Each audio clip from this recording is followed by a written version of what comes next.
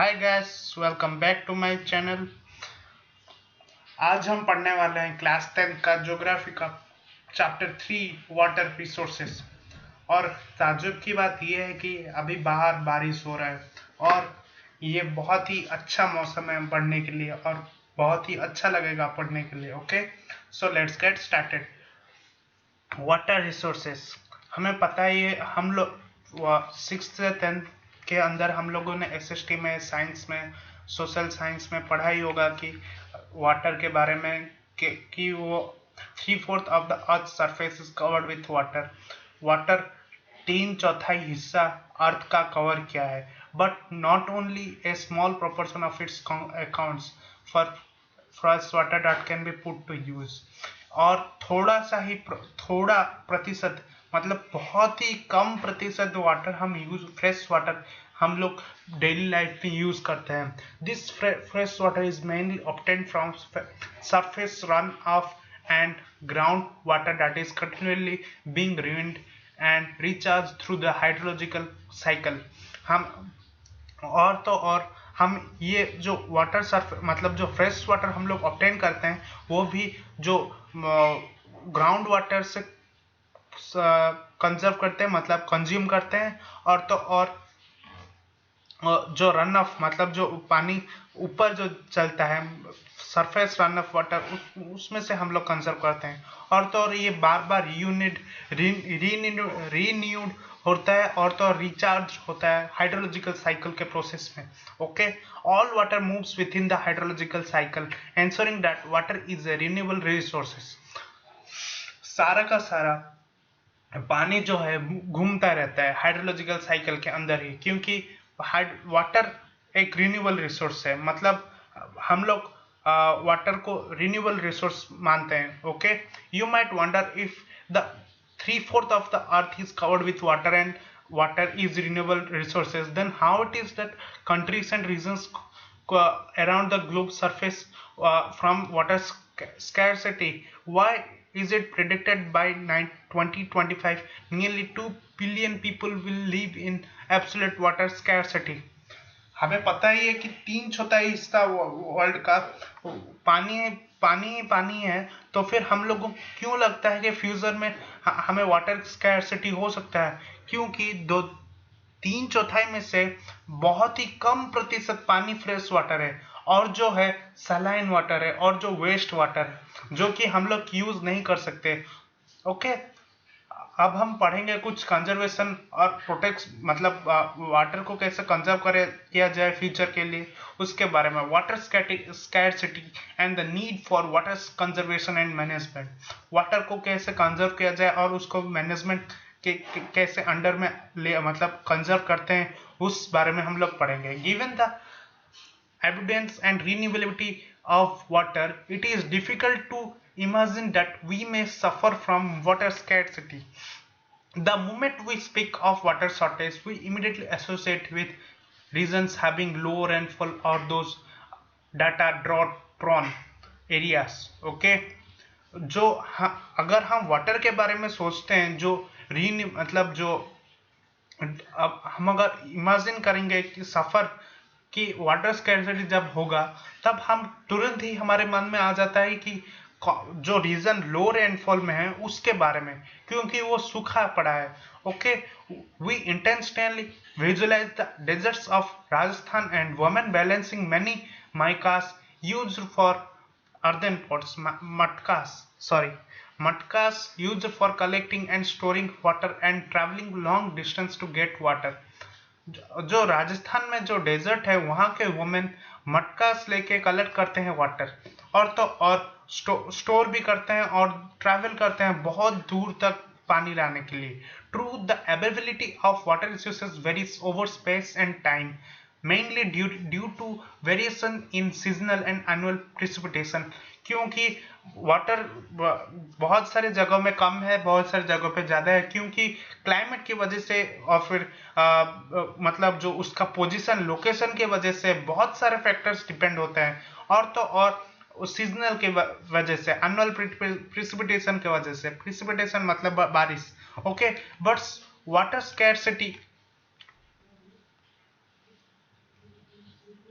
Water scarcity in most cases is caused by over exploitation, excessive use and unequal access to water among different social groups.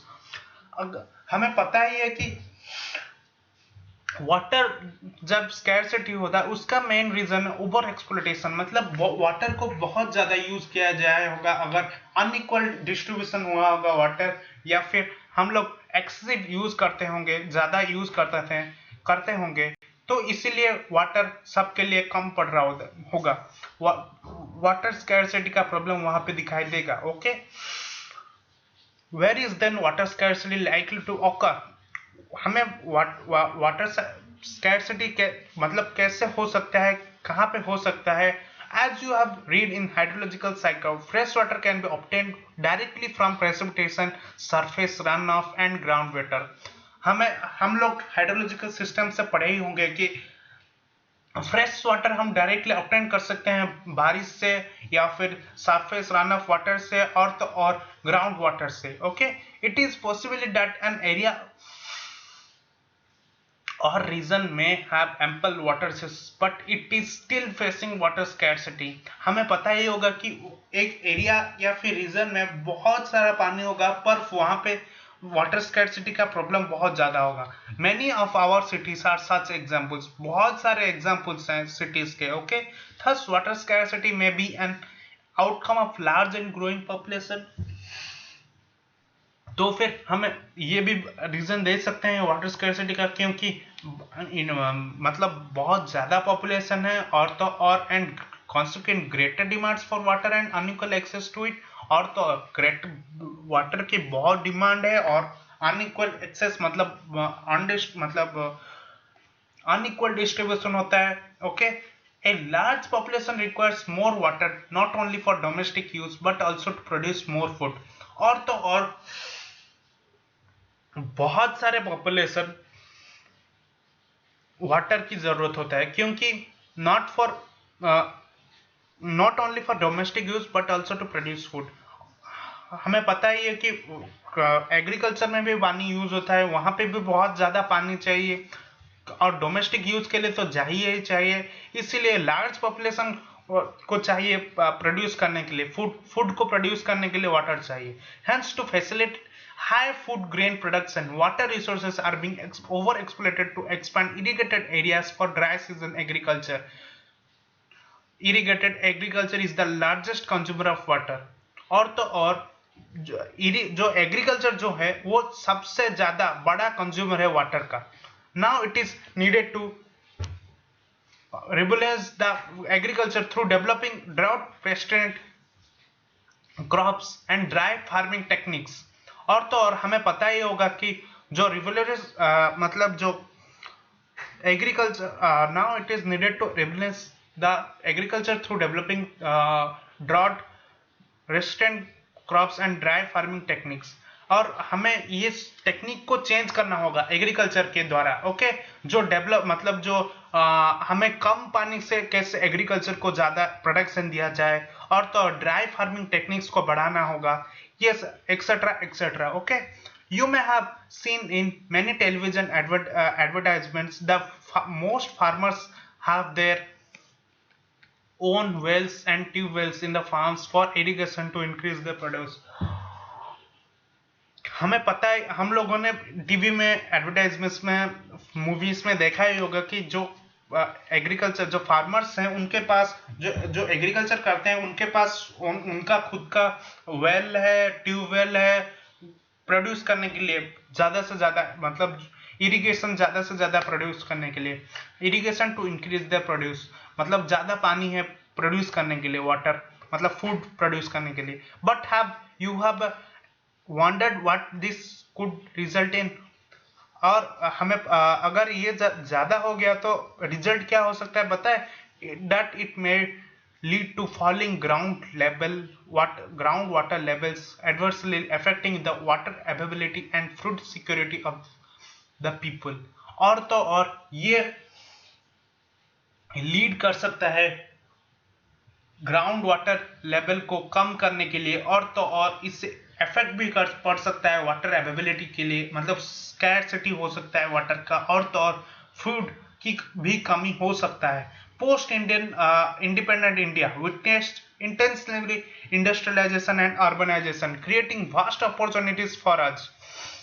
हम लोगों ने देखा ही होगा post independent India जब उसका independent India उसके बाद जब हुआ, जो हम बहुत सारे इंडस्ट्रियलाइजेशन अर्बनाइजेशन हुआ, बहुत सारे अपॉर्चुनिटीज खुले हमारे लिए। Today large industrial houses are common place as the industrial units of many MNCs. और हमें पता ही है कि जो बहुत सारे जो इंडस्ट्रियलिस्ट बड़े बड़े इंडस्ट्रियलिस्ट है उन्हें वो लोग अपने आप को एमएनसीज कहते हैं, multinational corporations. They have increase number of industry has made matters worse by exerting pressure on existing water fresh water resources. और तो और ये इंडस्ट्रीज फ्रेश वाटर रिसोर्सेज के ऊपर ज्यादा प्रेशर कर रहे हैं, क्योंकि उनका इंडस्ट्रीज जो केमिकल्स प्रोड्यूस कर रहे हैं उसके लिए फ्रेश वाटर चाहिए और ये ज्यादा यूज कर रहे हैं। Industries apart from being heavy users of water also require power to run them। और तो और जो इंडस्ट्रीज जो ज्यादा वाटर यूज करते हैं उन्हें ज्यादा पावर की भी जरूरत है, क्योंकि उस पानी को चलाने के लिए। Much of this energy comes from hydro electricity power. और तो और ये ज्यादा से ज्यादा पावर आता है, एनर्जी आता है हाइड्रो इलेक्ट्रिसिटी पावर से।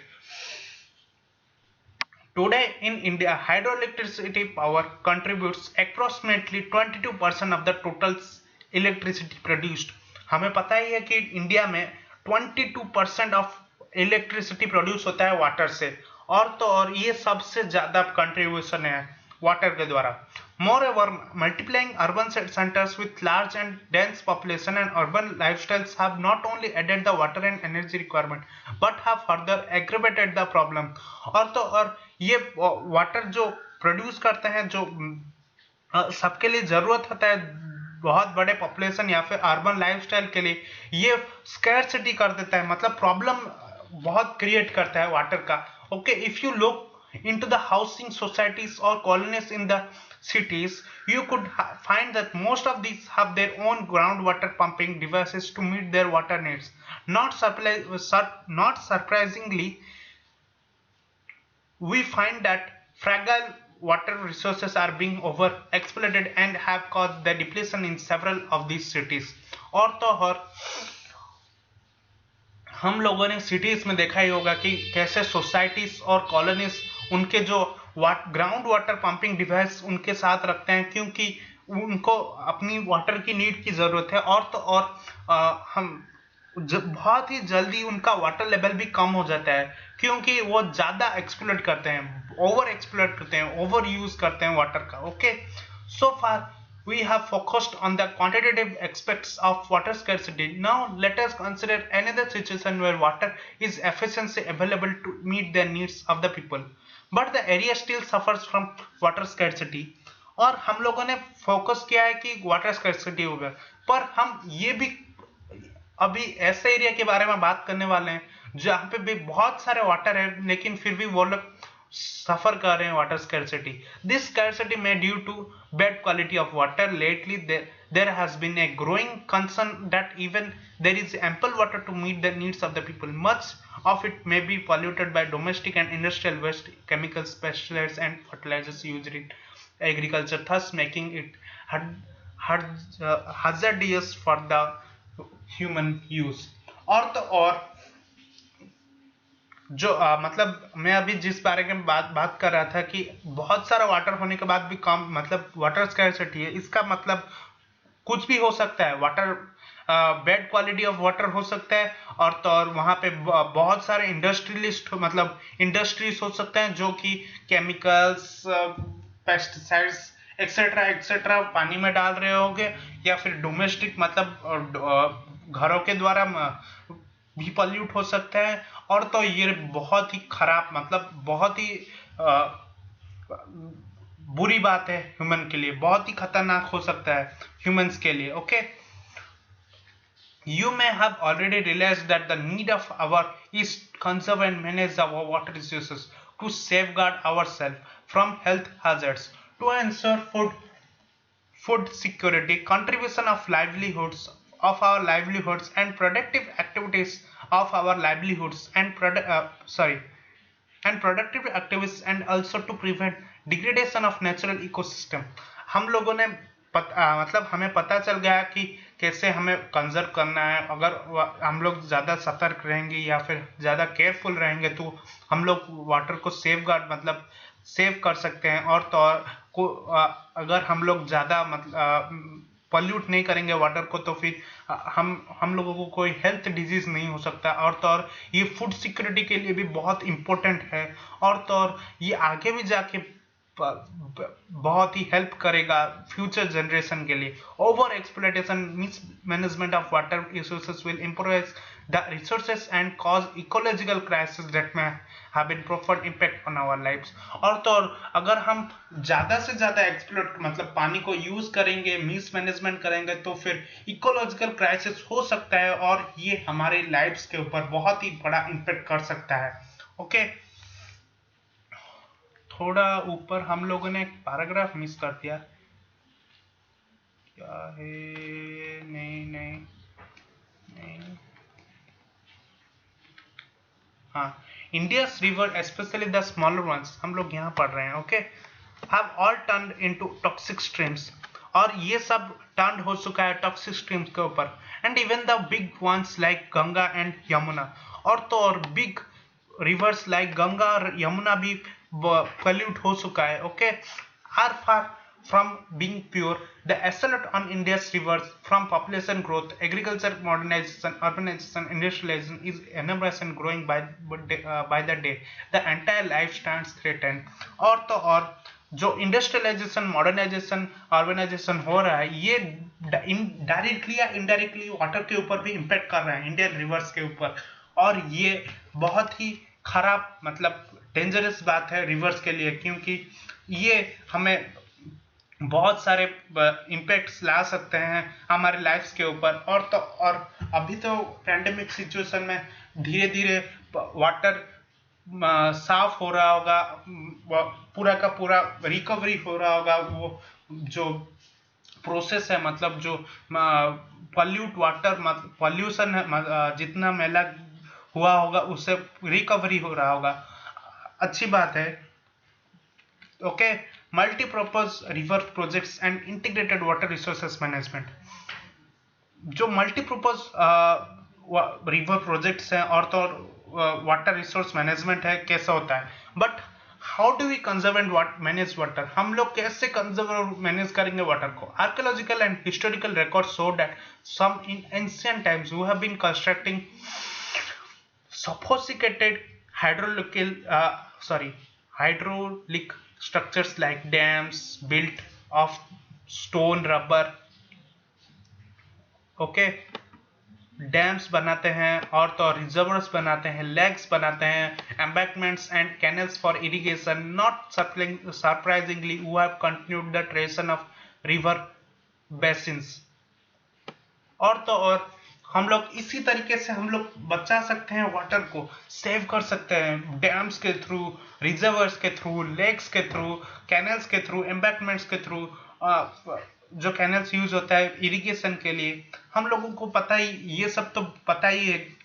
Okay, hydraulic structures in ancient India. In the 1st century BC, Srinagapura near Allahabad had sophisticated water harvesting system channeling the flood water of the river Ganga. During the time of Chandragupta Maurya, dams, lakes and irrigation systems were extremely built. जो 1st century BC में अलाहाबाद के पास श्रीनगापुरा जो था वहां पे बहुत ही ज्यादा water sophisticated water system channelling हो रहा था, मतलब फ्लड हो गया था वाटर रिवर गंगा से.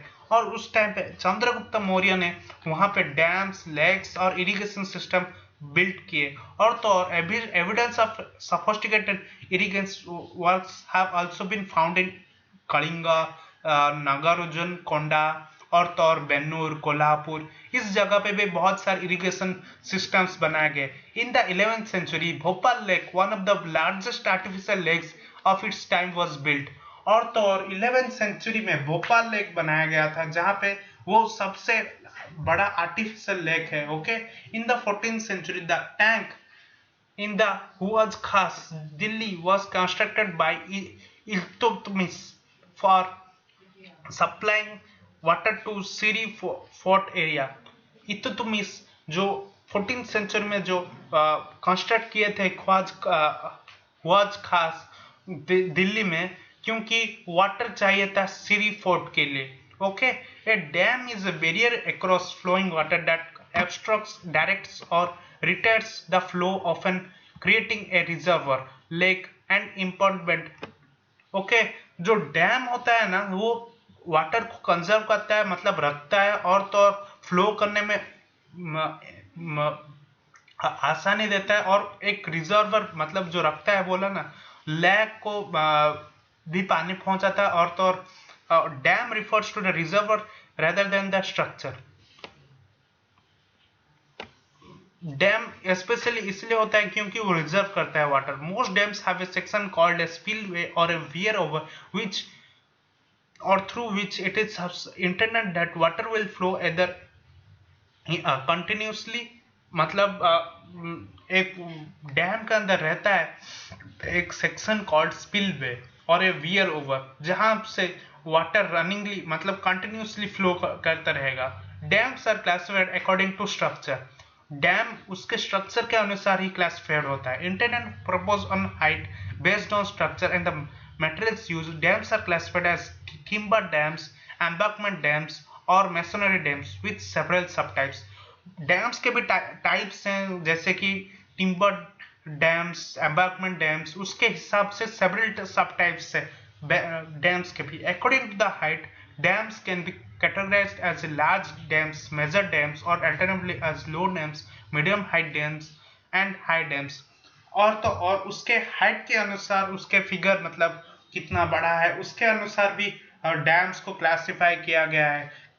बड़ा डैम है, हाइट मतलब हाइट का डैम, सब डैम्स मतलब मीडियम डैम्स, हाई डैम्स, ऐसे बहुत सारे डैम्स को क्लासिफाई किया गया है। What are dams and how do they help us in conserving managing water?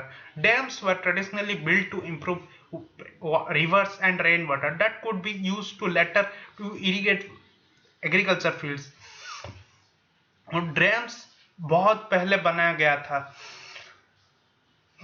In between मतलब रिवर के अंदर, क्योंकि ये रेन वाटर को बहुत ही अच्छे से कंजर्व कर देता है, और तो और इरिगेशन के लिए बाद में काम आ सकता है। Today dams are built not for just for irrigation but also for electricity generation.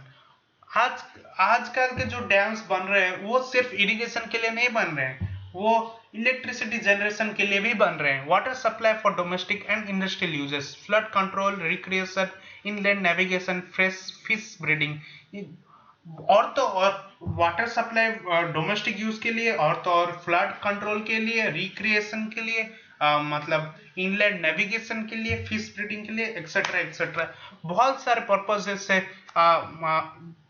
Dam के, इसलिए उसे मल्टीपर्पज प्रोजेक्ट्स के नाम से जाना जाता है। देखो यहाँ पे लिखा है dams are now referred to as multipurpose projects where the many uses of the important water and integrated with one another. Okay, for example in Sutlej Beas river basin the Bhakra Nangal project water is being used for hydel power injection and irrigation। Similarly, the Hirakud project in the Mahanadi basin integrates conservation of water with flooded control।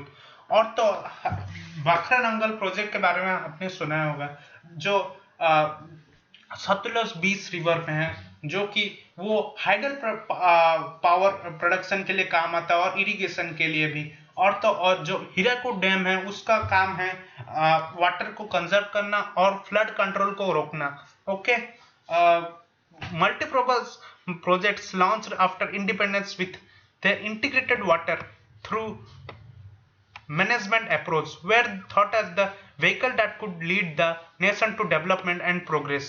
Multipurpose projects mainly launch हुए थे independence के बाद, क्योंकि ये development और progress को ऊपर ले सकता है और बहुत सारे इसके यूज हो सकते हैं, इसलिए ये सोच के ये सब बनाया गया था मल्टीपर्पज प्रोजेक्ट्स। और तो और Jawaharlal Nehru proudly proclaimed that dams are the temples of modern India। Jawaharlal Nehru ने बताया था कि डैम्स जो है वो टेम्पल से मॉडर्न इंडिया का, ओके, टेम्पल से मॉडर्न इंडिया का। ये बहुत ही इंपॉर्टेंट वर्ड है कि 1 मार्क क्वेश्चन में आ सकता है कि कौन बोला था temples of modern India dams को। जवाहरलाल नेहरू ने बोला था, our first prime minister, okay. The reason being that it could integrate, इसके पीछे रीजन ये था कि ये डेवलपमेंट करेगा एग्रीकल्चर को, और तो और विलेज इकोनॉमी को भी बढ़ा सकता है, और तो और रैपिड इंडस्ट्रियलाइजेशन को भी ग्रोथ कर सकता है, और तो और अर्बन इकोनॉमी को भी ग्रोथ करा सकता है, okay. Move to the next part. In the recent years, multi-purpose projects and large dams have come under great scrutiny and opposite for a variety of reasons. Regulating and damming of rivers affect their natural flow, causing poor sediment flow. Recent years में हम लोगों ने देखा है कि multipurpose projects और जो large dams come under great, मतलब उसके खिलाफ बहुत ज़्यादा हुआ है, क्योंकि ये बहुत सारे चीज़ों के लिए अफेक्ट कर रहा है, बहुत सारे लोगों के लिए भी अफेक्ट कर रहा है, और तो और ये रिवर्स का भी जो नेचुरल फ्लो है वो रोक रहा है, मतलब बीच में रोक रहा है, ओके।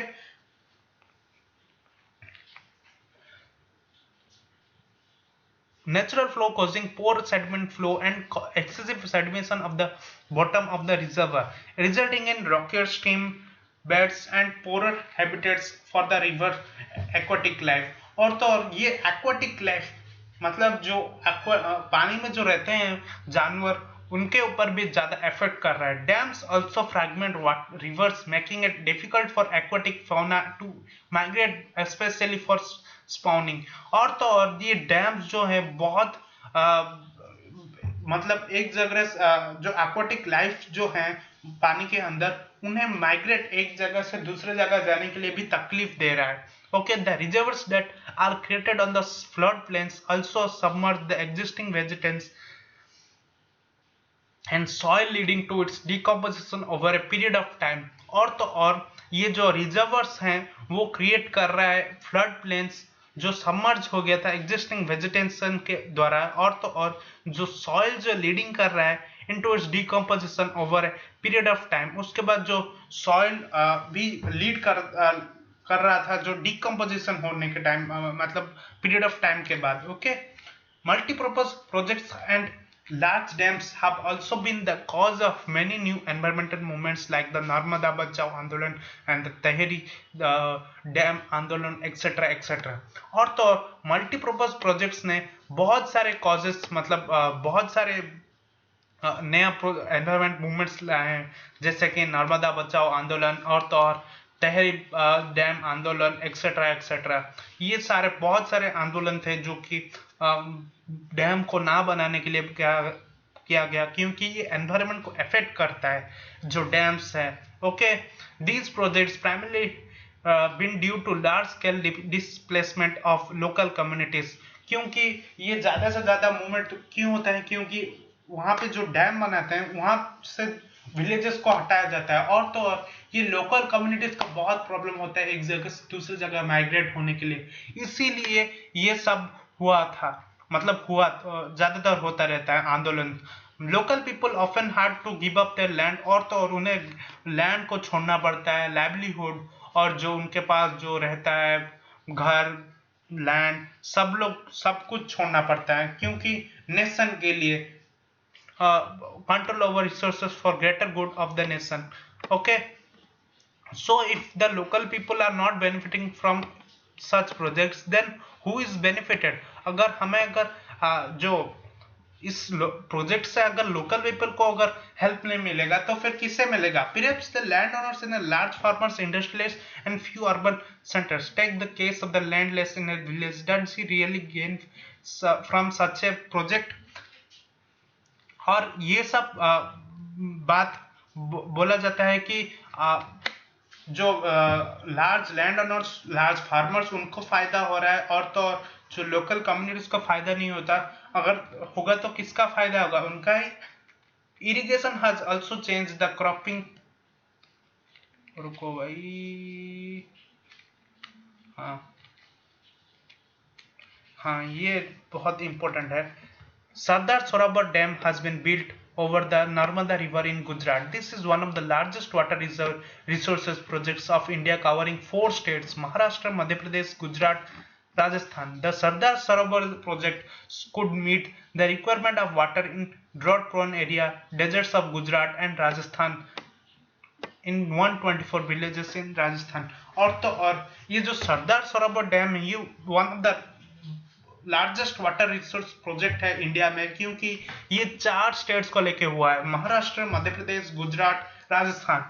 और तो और ये प्रोजेक्ट सिर्फ एक ही रीजन के लिए, मतलब चारों की चारों रीजन्स के लिए फायदा हो सकता है। महाराष्ट्र जो ड्रॉट प्रोन एरिया है, गुजरात, राजस्थान के लिए वो बहुत ज्यादा रिक्वायरमेंट होगा, इसीलिए।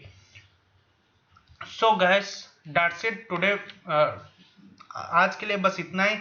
कल हम और एक नया पार्ट लेके आऊंगा, मतलब यहाँ से कंटिन्यू करेंगे। और तो और याद रख लिए, यहाँ से हम लोग कंटिन्यू करेंगे। तो लास्ट में ये कहना चाहता हूँ कि stay at home, stay safe, stay healthy. जय हिंद, जय भारत। ओके, अगर वीडियो अच्छी लगी होगा तो लाइक कीजिएगा और दोस्तों के साथ शेयर कीजिएगा।